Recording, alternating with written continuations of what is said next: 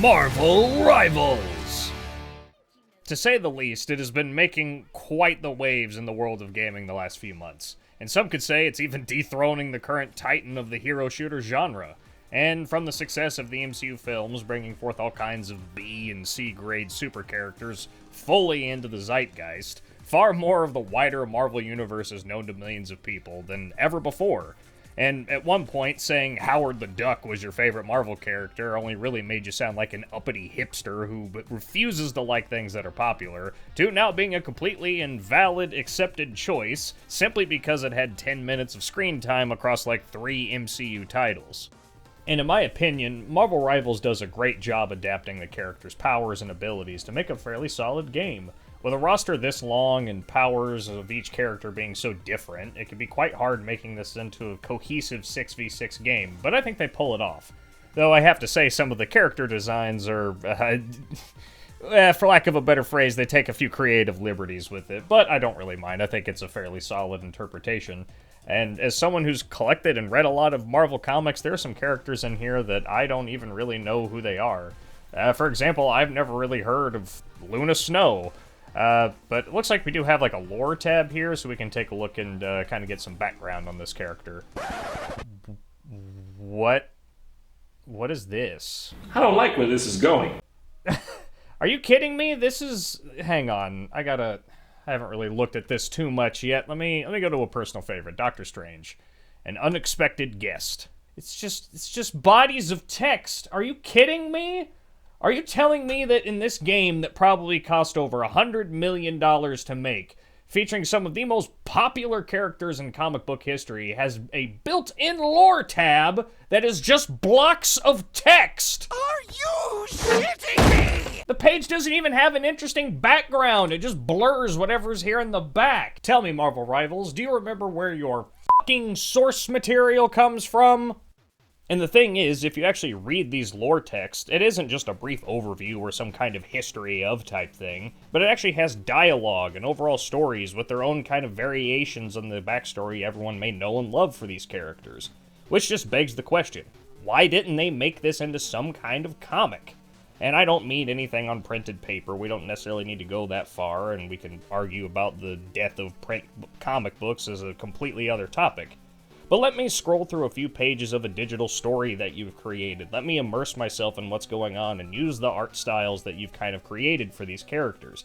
Bring it into the medium that they were sort of intended to be consumed from. And I know for a fact that these free-to-play live service games have quite the art department on hand, as they are constantly making new skins and player title cards and other such things. And it really does seem that NetEase has quite some talented people on hand. And I just don't understand why they didn't just go this extra step instead of making essentially a glorified Google Doc about each of these characters. Oh, but I hear you say it's 2025, no one reads comic books anymore, especially nothing about video games or adaptations of video games. Why read it when I can play it? Sure, fair enough. I mean, I can't really think of any adaptations of video games into comic books, except for these, and these, and these. Oh, and these. And as I've shown, there has not been any kind of shortage of well-done video game to comic book adaptations. And some of them, it can be a full-length, multi-volume set, or it can just be a collection of, 2 to 4 page stories. And I think that would probably be what would work best for Marvel Rivals.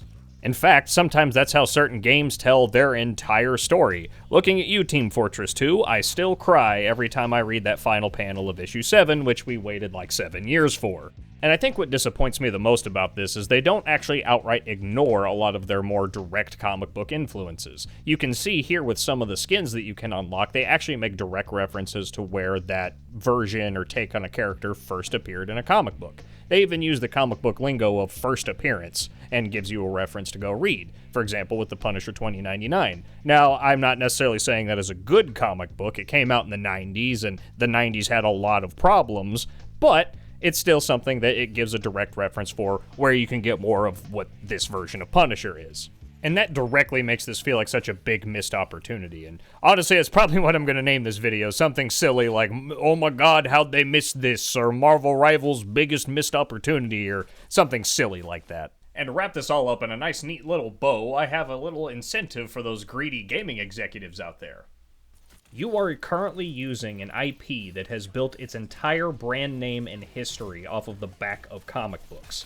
And in fact, none of these characters would exist without that medium. For every character that is in this game, they have hundreds, if not thousands, of comic issues with their name on the front cover, with some of the greatest hero stories ever told. And a lot of the classic stories for these characters already exist in a digital form thanks to Marvel's digital comic subscription, Marvel Unlimited.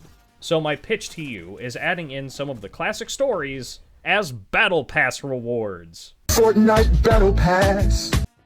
Like, just imagine how cool it would be whenever you unlock that cool new Wolverine skin. The next thing that comes up in the line is Hulk 181 from 1974, the first appearance of Wolverine. Or you get a new Spider-Man skin and you get Amazing Fantasy 15, the first appearance of Spider-Man, and so on and so forth. Maybe adding in some more kind of key issues, or making your own to kind of coincide with new Battle Pass and in-game events.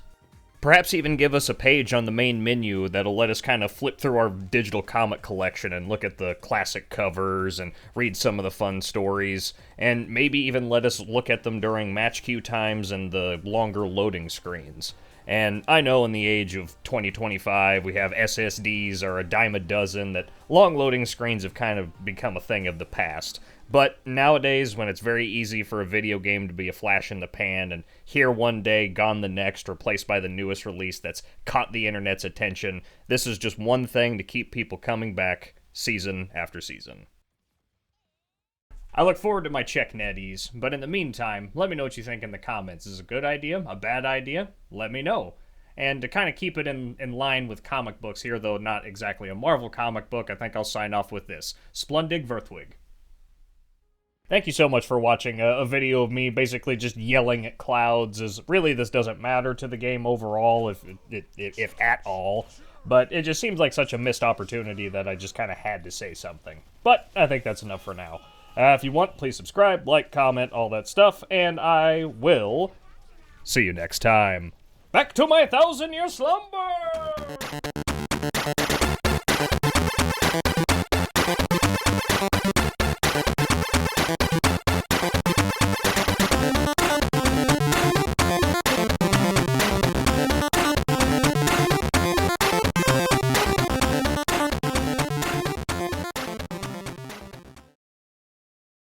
Fortnite Battle Pass.